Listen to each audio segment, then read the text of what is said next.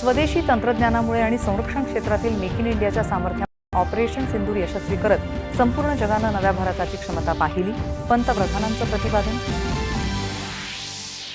केंद्र सरकारचं पुढचं प्राधान्य तंत्रज्ञान सक्षम आत्मनिर्भर भारताला. स्वदेशी उत्पादनं जागतिक मानकांच्या धर्तीवर निर्दोष आणि पर्यावरणपूरक असावी, पंतप्रधानांनी व्यक्त केली अपेक्षा. पंतप्रधान नरेंद्र मोदी यांनी बंगळुरू इथं नागपूर पुणे वंदे भारत एक्सप्रेससह 3 गाड्यांना दाखवला हिरवा झेंडा. बंगळुरू मेट्रोच्या येलो लाईन गाडीचाही केला प्रारंभ. नागपूर पुणे वंदे भारत हा वंदे भारतचा देशातला सर्वात जास्त लांबीचा मार्ग असल्याचं मुख्यमंत्र्यांनी केलं अधोरेखित. नगर पुणे रेल्वे मार्गासाठी प्रयत्न, मुख्यमंत्री.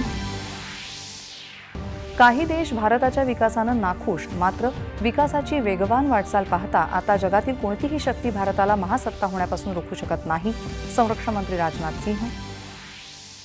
बिहार मतदार पुनरीक्षण प्रक्रियेनंतर मतदार यादीच्या मसुद्यातून वगळलेल्या मतदारांच्या वेगळ्या यादीची आवश्यकता नाही, केंद्रीय निवडणूक आयोगाचं सर्वोच्च न्यायालयात प्रतिज्ञापत्र. बनावट कथानकं तयार करून विरोधकांनी राज्यातल्या मतदारांची दिशाभूल करणं थांबवावं, मुख्यमंत्री देवेंद्र फडणवीस यांचा विरोधकांना सल्ला.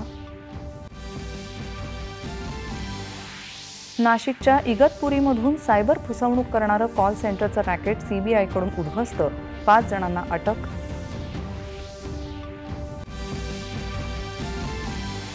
आशियाई सर्फिंग अजिंक्यपद स्पर्धेत भारताच्या रमेश बुधिहल यानं घडवला इतिहास, कांस्य पदकाची कमाई.